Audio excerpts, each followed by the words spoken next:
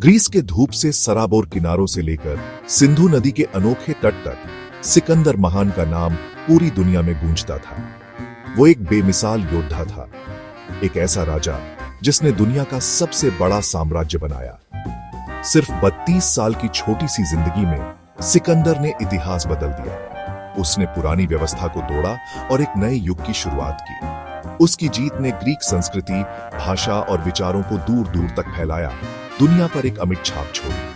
आज भी हजारों साल बाद हम सिकंदर को याद करते हैं। उसकी कहानी महत्वाकांक्षा, साहस और यश की निरंतर खोज की कहानी है। आइए समय में वापस जाएं और इस महान विजेता के असाधारण जीवन का पता लगाएं। सिकंदर महान की कहानी उत्तरी ग्रीक साम्राज्य मैसेडोनिया से शुरू होती है। उसका जन्म 356 ईसा पूर्व में पेला शहर में हुआ था। उसके पिता राजा फिलिप द्वितीय थे, एक चतुर और महत्वाकांक्षी शासक जो पूरे ग्रीस को जीतने का सपना देखते थे। उसकी मां ओलंपियास थी, एक ऐसी महिला जो बहुत ही गर्वीली और भी महत्वाकांक्षी थी। छोटी उम्र से ही सिकंदर ने अद्भुत बुद्धिमत्ता और ज्ञान की अदम्य प्यास दिखाई। अपने बेटे की क्षमता को पहचानते हुए फिलिप ने प्रसिद्ध दार्शनिक अरस्तु को सिकंदर का शिक्षक नियुक्त किया। अरस्तु के मार्गदर्शन में युवा राजकुमार ने एक असाधारण शिक्षा प्राप्त की। उसने दर्शन, साहित्य, राजनीति और युद्ध कला का अध्ययन किया। सिकंदर ज्ञान को ऐसे ग्रहण करता था जैसे कोई भूखा इंसान दावत के सामने हो। फिर भी उसकी शिक्षा सिर्फ कक्षा तक ही सीमित नहीं थी। उसने घुड़सवारी, युद्ध और नेतृत्व करना सीखा। अपने साथियों के बीच एक स्वाभाविक नेता साबित हुआ। 336 ईसा पूर्व में एक दुखद घटना घटी। राजा फिलिप द्वितीय की रहस्यमय परिस्थितियों में हत्या कर दी गई। सिकंदर सिर्फ 20 साल का मैसेडोनिया के सिंहासन पर चढ़ा। उसे एक शक्तिशाली राज्य और एक अच्छी तरह से प्रशिक्षित सेना मिली, लेकिन साथ ही अपनी सीमाओं के भीतर और बाहर दुश्मन भी थे। कई लोगों ने फिलिप की मृत्यु को मैसेडोनियन शक्ति को चुनौती देने के अवसर के रूप में देखा। लंबे समय से मैसेडोनियन नियंत्रण में रहे ग्रीक शहर राज्यों ने विद्रोह कर दिया। हालांकि सिकंदर डरा नहीं। उसने तेजी से और निर्णायक रूप से कदम उठाते हुए विद्रोहों को कुचल दिया और अपनी शक्ति को मजबूत किया। उसकी निर्दयता ने एक संदेश भेजा, इस युवा राजा के साथ खिलवाड़ नहीं किया जाना चाहिए। वो फारस को जीतने और एक ऐसा साम्राज्य बनाने के अपने पिता के सपने को पूरा करने के लिए दृढ़ था, जो पूरी दुनिया में फैला हो। ग्रीस को सुरक्षित करने के बाद सिकंदर ने अपना ध्यान पूर्व की ओर फारसी साम्राज्य की ओर मोड़ा। दारा तृतीय द्वारा शासित फारसी एक धनी और शक्तिशाली दुश्मन थे। उनका साम्राज्य पश्चिम में मिस्र से लेकर पूर्व में सिंधु नदी तक फैला हुआ था। 334 ईसा पूर्व में सिकंदर अपनी सेना को लेकर हेल्सपोंट के पार गया, जो यूरोप को एशिया से अलग करने वाली संकरी जलमरुमध्य थी। उसके आक्रमण ने एक दशक लंबे अभियान की शुरुआत को चिह्नित किया, जिसने हमेशा के लिए इतिहास का रुख बदल दिया। सिकंदर की पहली बड़ी जीत ग्रेनिकस नदी की लड़ाई में हुई, जहां उसके मैसेडोनियन सैनिकों ने एक बड़ी फारसी सेना को हरा दिया। इस जीत ने पूरे फारसी साम्राज्य में हलचल मचा दी और सिकंदर को असाधारण कौशल के सैन्य कमांडर के रूप में स्थापित किया। उसने दक्षिण की ओर अपना आगे बढ़ना जारी रखा, ग्रीक शहर राज्यों को फारसी शासन से मुक्त कराया और अपनी बढ़ती हुई प्रसिद्धि में इजाफा किया। 333 ईसा पूर्व में सिकंदर ने दक्षिणी अनातोलिया के एक संकरे रास्ते इस्सस की लड़ाई में खुद दारा तृतीय का सामना किया।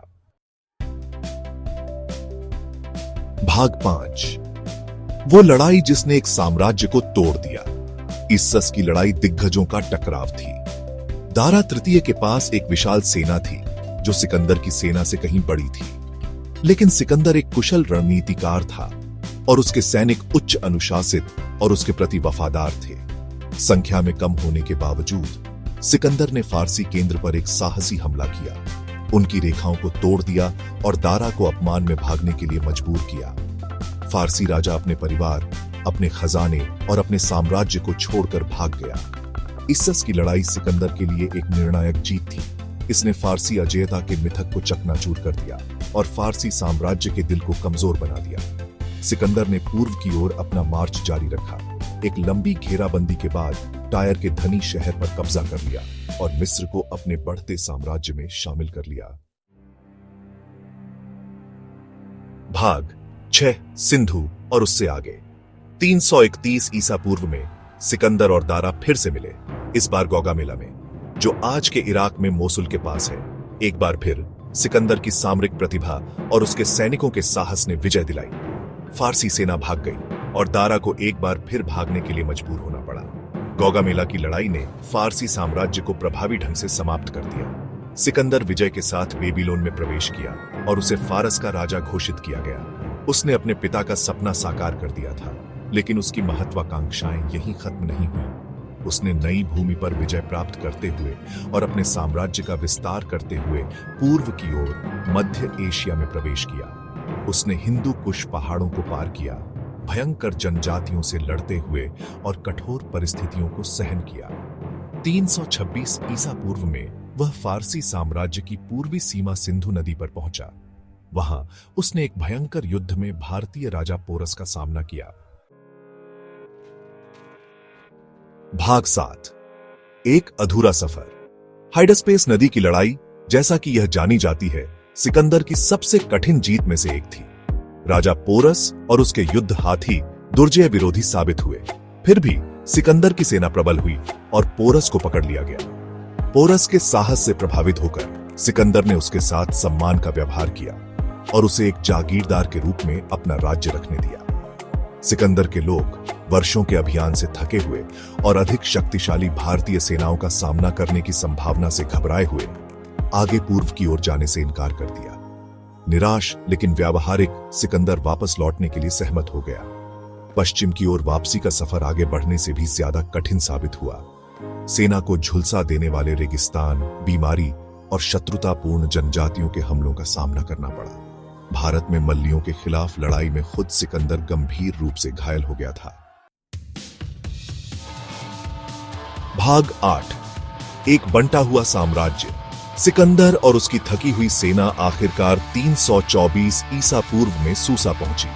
उसने अपने विशाल साम्राज्य को सुरक्षित करने और नए अभियान शुरू करने की योजनाएं बनाना शुरू कर दिया। हालांकि भाग्य की अन्य योजनाएं थीं। 323 ईसा पूर्व के जून में दावत और शराब पीने की एक रात के बाद सिकंदर बीमार पड़ गया। उसे बुखार हो गया जो तेजी से बिगड़ गया। कुछ ही दिनों में दुनिया का विजेता 32 साल की उम्र में मर गया। सिकंदर की मौत का कारण एक रहस्य बना हुआ है।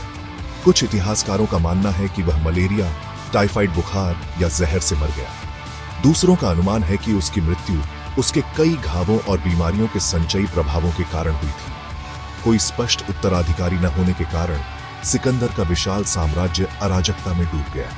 उसके सेनापति, जिन्हें डियाडोची के नाम से जाना जाता है, नियंत्रण के लिए आपस में लड़े। अंततः साम्राज्य कई हेलेनिस्टिक राज्यों में विभाजित हो गया, जिनमें से प्रत्येक पर सिकंदर के पूर्व सेनापतियों में से एक का शासन था। भाग 9, समय के साथ सिकंदर की गूंज। अपनी असामयिक मृत्यु के बावजूद सिकंदर महान ने एक अद्वितीय विरासत छोड़ी। वह इतिहास के सबसे महान सैन्य कमांडरों में से एक थे, जो युद्ध में अपराजित थे। उसका साम्राज्य ग्रीस से भारत तक फैला हुआ था, जिसमें विविध संस्कृतियां और लोग शामिल थे। उसकी विजय ने ग्रीक भाषा, संस्कृति और विचारों को दूर दूर तक फैलाया।